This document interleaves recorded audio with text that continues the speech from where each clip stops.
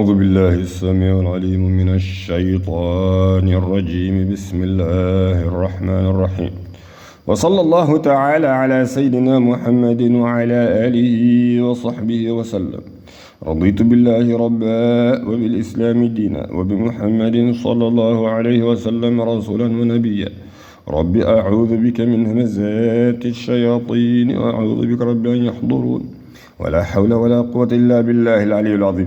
Picking up with the series of the prophets عليهم الصلاة والسلام, we're in the story of Adam عليه الصلاة والسلام, page number 15. And I think the information is becoming very, very clear as to the importance of studying, our Father Adam alayhi salatu wassalam.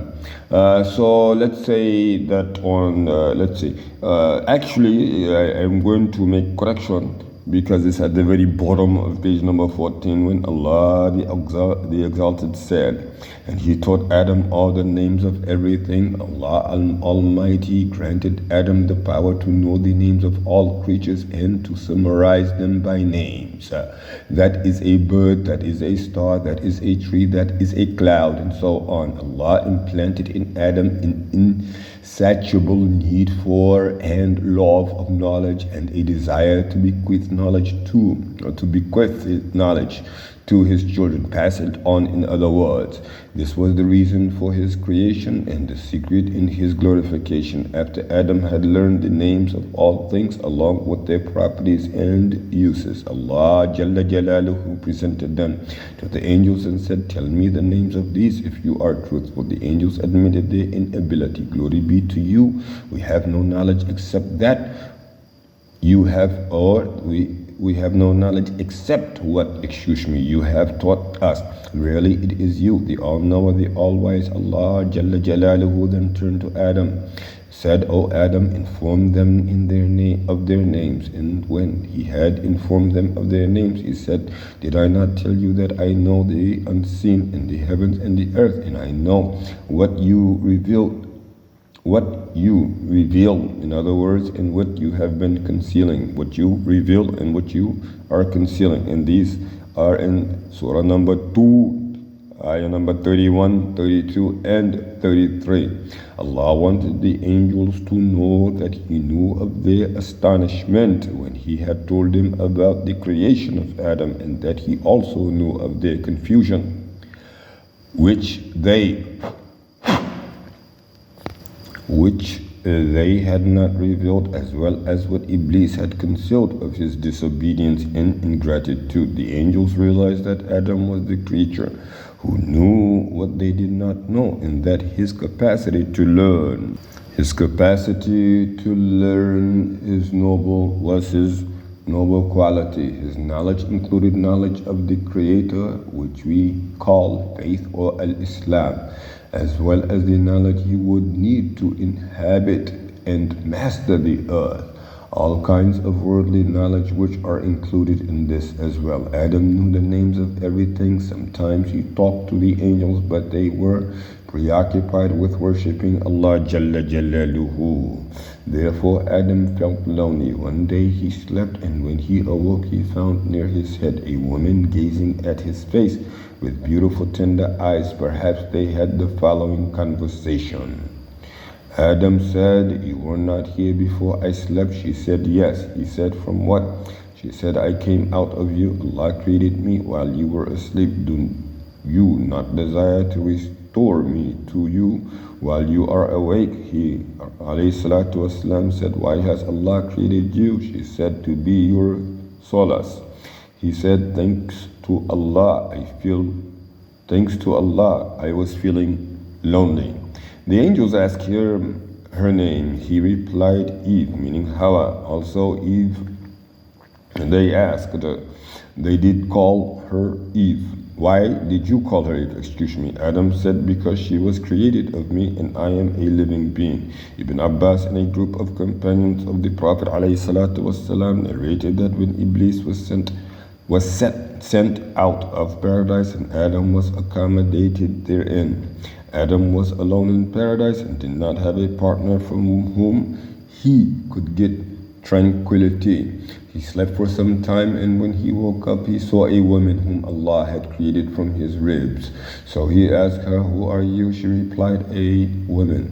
He asked, "Why have you been created?" She replied, "So that you could find tranquility in me." The angels, trying to find out the extent of his knowledge, asked him, "What is her name, O Adam?" He replied, "Eve." They asked, "Why was she named so?" He replied, "Because she was created from something living." Muhammad ibn Ishaq and Ibn Abbas related that Eve was created from the shortest left rib of Adam alayhi salatu wasalam while he was sleeping, and after a while she was clothed with flesh. That is why Allah Jalla Jalaluhu said, "O mankind, be dutiful to your Lord who created you from a single person, Adam, and from him he created his wife Eve, and from them both he created many men and women." Allah Jalla Jalaluhu also said, "It is He who created you from a single person, meaning Adam, and then He created from him his wife Eve, in order that he might enjoy the pleasure of living with her." Abu Hurairah radiallahu anhu narrated that the Prophet ﷺ said, "O Muslims, I advise you to be gentle with women, for they are created from a rib, and the most crooked portion of the rib is its upper part. If you try to straighten it, it will break, and if you leave it, it will remain crooked. So I urge you to take care of the women." Allah Jalla Jalaluhu commanded Adam alayhi salatu wasalam to dwell in paradise. "O Adam, dwell you and your wife in the paradise, and eat both of you free with pleasure and delight of things therein as wherever you will. But come not near this tree, or you both will be of the wrongdoers." The location of this paradise is unknown to us. The Quran did not reveal it, and the commentators have 5 different opinions. Some said that it was the paradise of our refuge and that its place was heaven. Others negated that statement because if it was the paradise of refuge, Iblis would have been forbidden admission, and disobedience would have been forbidden as well. Still others said that it was another paradise that was created by Allah for Adam and Eve. A 4th group said that it was a paradise on the earth, located in a high place. Another group of commentators accept that it was in the Quran without questioning where this paradise was located. We agree with this last opinion, as the lessons we learn from its location is immaterial compared to the lesson we learn from the events that took place there. Adam and Eve were admitted to paradise, and there they lived in dream of all human beings.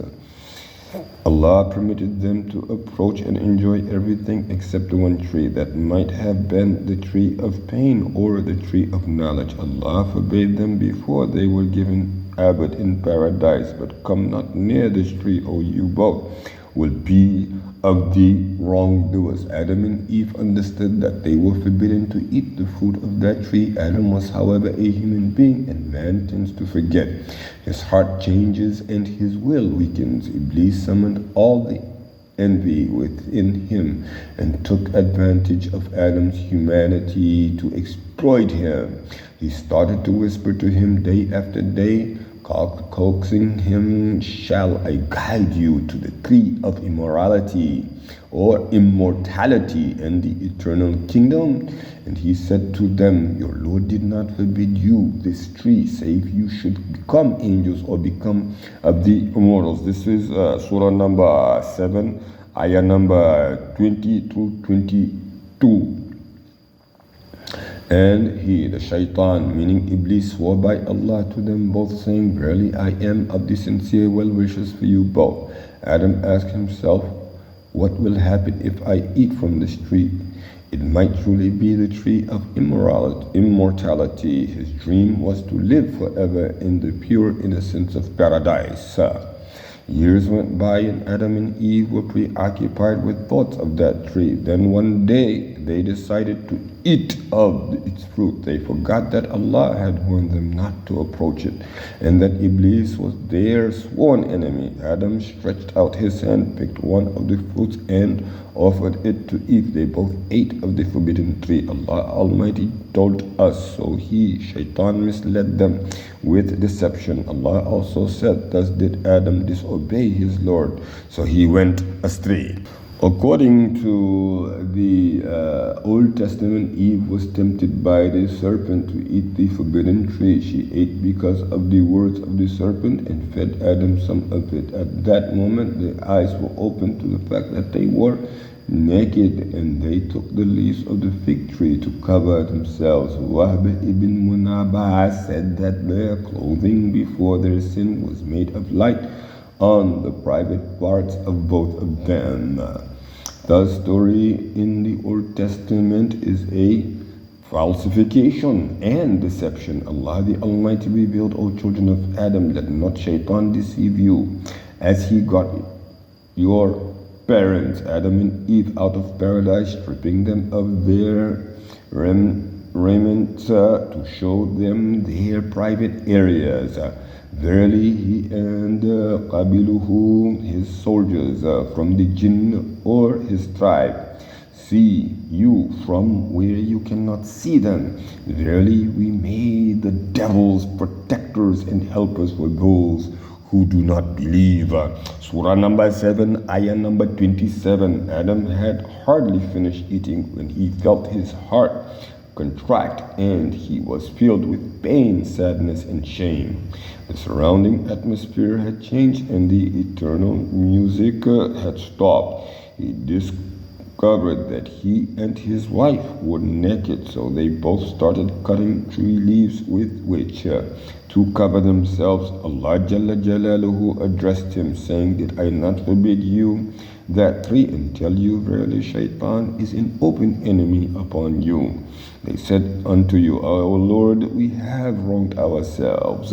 If you forgive us not and bestow not upon us your mercy, we will surely be of the losers. Allah Jalla Jalaluhu says, get down, one of you and an enemy to the other, meaning Adam, Eve, and Shaitan. On earth will be a dwelling place for you and an enjoyment for a time. He said, therein you shall live, and therein you shall die, and from it you shall be brought out, meaning resurrected. Again, there are old stories about these events. Al-Hafiz ibn Asakir narrated that Allah commanded two angels to remove Adam from his holy proximity. So Jibreel alayhi salatu wasalam stripped him of the crown on his head, and Mikael took the diadem from his forehead. Adam thought that his punishment had been hastened and bowed down crying,